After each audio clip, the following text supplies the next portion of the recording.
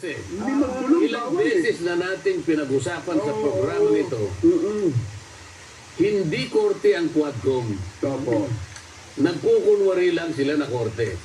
Ipagpalagay natin korte sila, hindi qualified na judge yung apat. Opo, walang hindi. Kaya wala tayong makukuha rito eh. Hindi abogado. Una, hindi korte, nagkunwang korte, wala namang qualified na judge. So ano gagawin natin? Nako. Kaya pala ganun kung umasta si... So paano magro-ruling yung, halimbawa, merong nag-motion. Aha. Paano magro-ruling yung isa? Well, ang batayan lang nila lagi yung kanilang rules kong, ano ha? Doon sa rules ng niral sa Quadcom.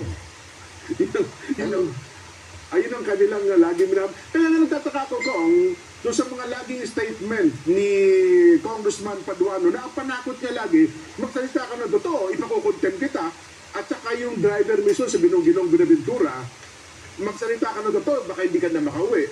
Di ba yung ganong double, ano ibig sabihin? Kaya nga, isa sa dahilan na ginamit ng dating Pangulo sa pamamagitan ng kanyang abogado sa pagtanggi niya na dumalo sa Quadcom ay ito. Duterte noted how the Quadcom tried to persuade, if not unduly pressure, resource persons to admit matters under oath that they lack knowledge of.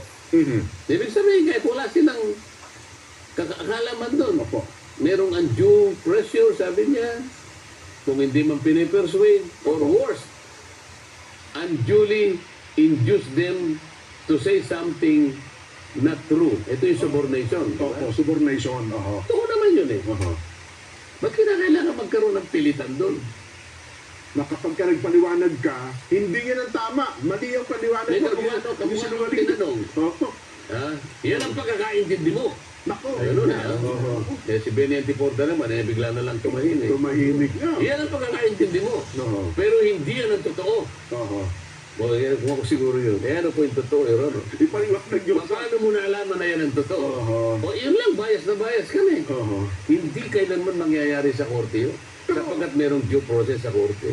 Dito hindi ka man lang makasagot eh. Kapag ikaw ay sumagot at tinamaan ang kanyang ere. Kukulong kita. Meron bang